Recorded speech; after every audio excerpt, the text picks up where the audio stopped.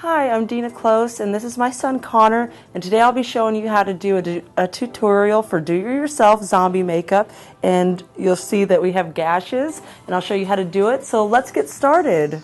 We have the liquid latex that we're going to use first, and a tissue paper. So what I'm going to do is I'm going to rip it in half. We're going to make a scarring look and effect. You've just got ripped open by a zombie. And it doesn't take long, it's going on really fast.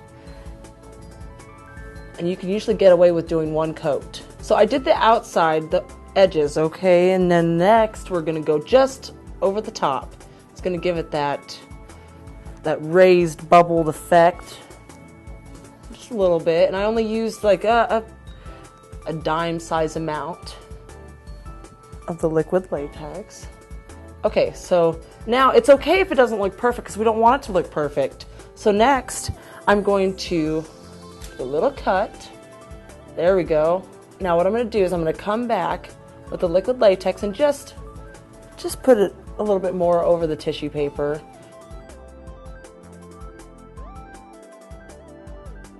So I'm putting a little in the middle too. It'll help the paint stick. So now we've got these gnarly looking just raised bumps and we're ready to get started. So it's just going to dry for a little bit.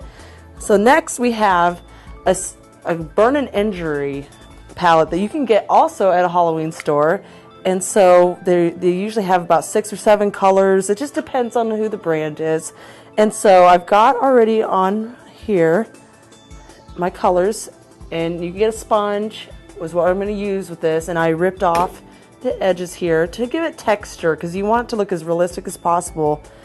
And next what I'll do is I'll start with the lighter colors. So I'm going to start with a little bit of a pink and red.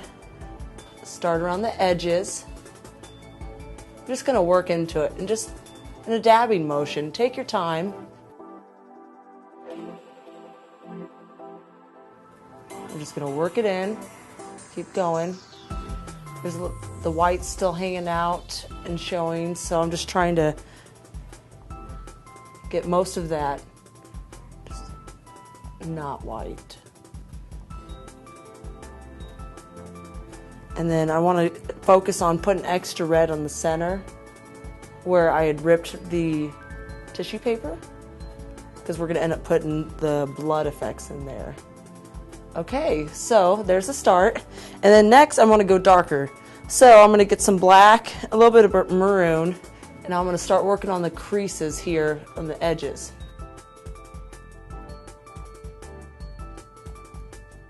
And it's not perfect. It's not supposed to be perfect. So if you come up a little bit around the eye, or if you go on the eye, it's not supposed to be symmetrical. It's supposed to be just like a zombie got you.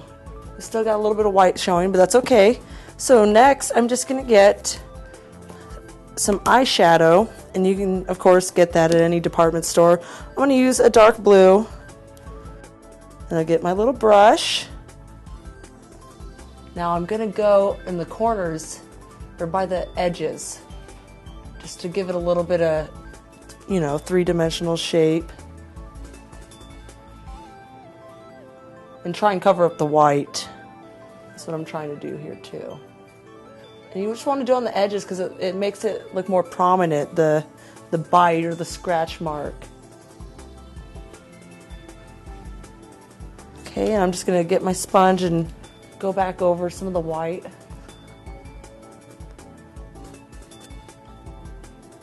And sometimes it's okay if you go too dark. I've done it before. Just go back in with some lighter colors. Make it pop. Next, I'm just going to add some blood effects. You can get this at a Halloween store too. So what I'm going to do is drip it on her face. I'm going to paint it too, but you want it to look realistic.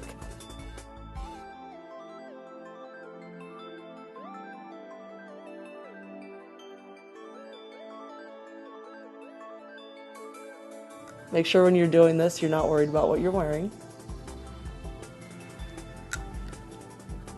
So I'm just going in here with a little bit of the white parts that I didn't get covered up all the way.